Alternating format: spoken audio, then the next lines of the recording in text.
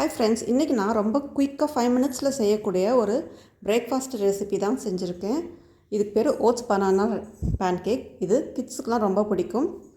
இதுக்கு தேவையான பொருட்கள் 2 பழுத்த வாழைப்பழம், 100 கிராம் ரோல்டு ஓட்ஸ் இல்லைனா நார்மல் ஓட்ஸும் யூஸ் பண்ணிக்கலாம், ஒரு முட்டை, குவான்டிட்டிக்கு ஏற்ப நீங்கள் இன்னொரு முட்டை கூட ஆட் பண்ணிக்கலாம். இது கூட ஒரு 200 ml ஆஃப் மில்க் ஆட் பண்ணிக்கோங்க, 1 table spoon baking powder, 1 teaspoon vanilla essence, அப்புறம் 2 டீஸ்பூன் சோக்குடு கருப்பு திராட்சை ஆட் பண்ணிக்கிறேன். நீங்கள் சோக் பண்ண பாதாம் இருந்தாலும் ஆட் பண்ணிக்கலாம். அப்புறம் கொஞ்சம் பட்டர். இப்போ இது எல்லாத்தையும் நம்ம அரைச்சி எடுத்துன்னு வந்துக்கலாம். இப்போ நம்ம பேன்கேக் பேட்டர் ரெடி ஆகிடுச்சு. இப்போ ஒரு பேனில் நம்ம பட்டரை தடவி பேன்கேக் ஊற்றி எடுத்துக்கலாம்.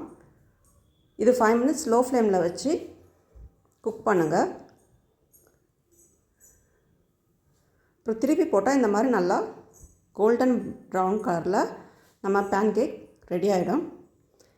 இது ஒரு ப்ரோட்டீன் ரிச் ரெசிபி.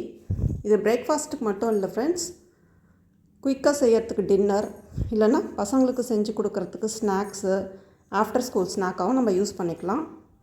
ரொம்ப ரொம்ப ஹெல்த்தி இது. இதில் நம்ம ஆர்டிஃபிஷியலாக எந்த ஸ்வீட்னஸும் ஆட் பண்ணல. வாழைப்பழம் மற்றும் அந்த கருப்பு திராட்சையோட ஸ்வீட்னஸே போதும். ட்ரை பண்ணி பாருங்கள் ஃப்ரெண்ட்ஸ்.